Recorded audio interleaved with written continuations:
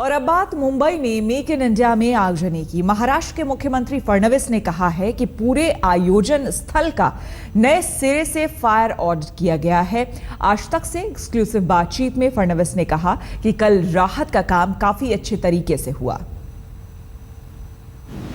सारे fire safety audits ये पहले से किए हुए हैं। सारे प्रकार की जो संभावना है उसका भी विचार किया जा चुका है। सारी जगह जो है वो इंसुलेट की हुई है। कल का इंसिडेंस जो हुआ उसमें भी आपने देखा कि लोगों का इवैक्यूएशन ये बिल्कुल तुरंत किया गया। और अभी भी जो कार्यक्रमों के वेन्यूज़ है उसका पहले भी ऑडिट किया है और अभी भी हमने कॉन्करेंट ऑडिट उसका आज भी सुबह किया हुआ है। और इसलिए सारे कार्यक्रम जिस प्रकार से तय हुए थे उसी प्रकार से होंगे। कोई भी कार्यक्रम इसमें से कैंसिल नहीं होगा। लेकिन इमेज पर मेक इन इंडिया की इसका कोई असर मुझे बिल्कुल लगता नहीं है। मैं ऐसा मानता हूँ, देखिए घटना तो दुर्दैवी भी हुई है, लेकिन जिस प्रकार से रिस्पॉन्ड उसको किया गया है, घटनाएं कई बार होती है, वो दुर्दैवी होती है, होनी नहीं चाहिए लेकिन होती है। लेकिन उस घटना को हम किस प्रकार से रिस्पॉन्ड करते हैं वो महत्व का होता है।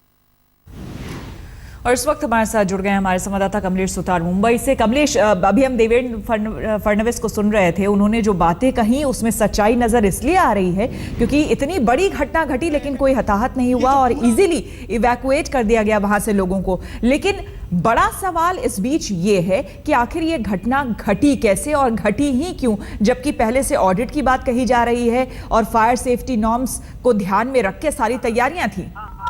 श्वेता, यही बात की जांच होगी, इसी बात की जांच होगी क्योंकि मुख्यमंत्री खुद कल से लगातार ये बात कह रहे हैं कि फायर सेफ्टी ऑडिट किया गया था।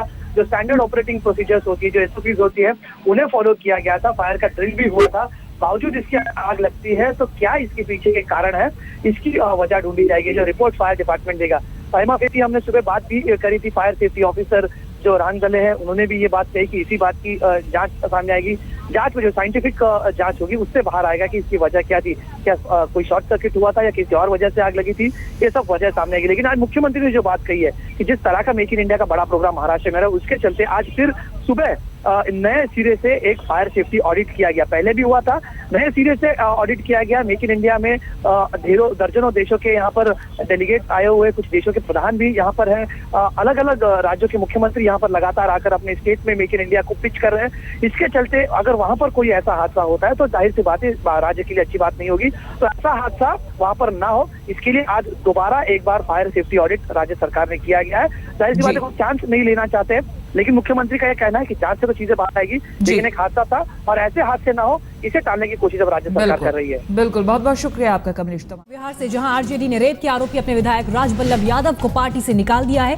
राजबल्लभ यादव पर एक नाबालिग से रेप का आरोप है। केस दर्ज होने के बाद से ही फरार चल रहे हैं आरोपी विधायक और अब पार्टी ने